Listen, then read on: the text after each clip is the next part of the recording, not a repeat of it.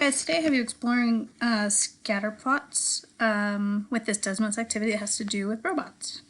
So I think it's kind of cute. I just wanted to give you a little bit of a preview of what to do with this.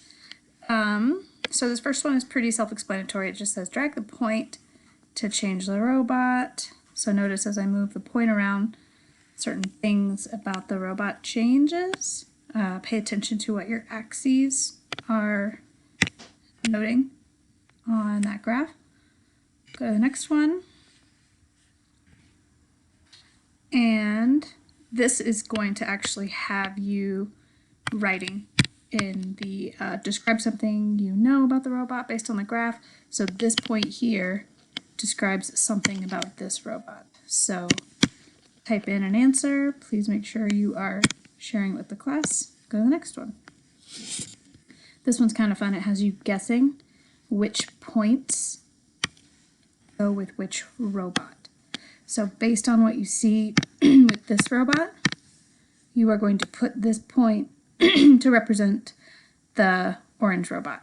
So place them all here, push try it, and see how you do. Try it again if you need to. This one's asking you, based on what you see here about the teal, the brown, the yellow, and the silver, based on what you see in the table, drag the pink point to represent the pink robot. So you're going to drag this guy in, push try it, go to the next one. So this one's asking you to drag the red dot around, and you have to do something with it based on what this question's asking. There are 8 blue robots here. These blue dots are all representing different robots. Your job is to move the red point to make the following statement true. The red robot is taller than all the blue robots, and its eye distance is 5 inches. So put it here, make sure you're submitting to class, and go to the next one. Hey, I'm going to ask that you guys, hopefully a lot of you are working on this at the same time, because you have an opportunity to make a challenge. You're going to create your own, you're going to send it to somebody else, and they're going to complete your challenge. So select the context. So you get to choose animal lifespan.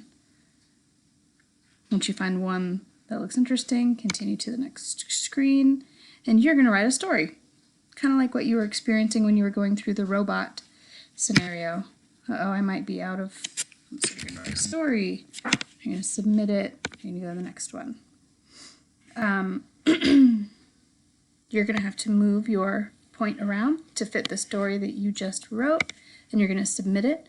And somebody else in the class, see how it says other students, challenges. Somebody else in the class hopefully is going to post some challenges for you, and so you get to choose what other people present to you.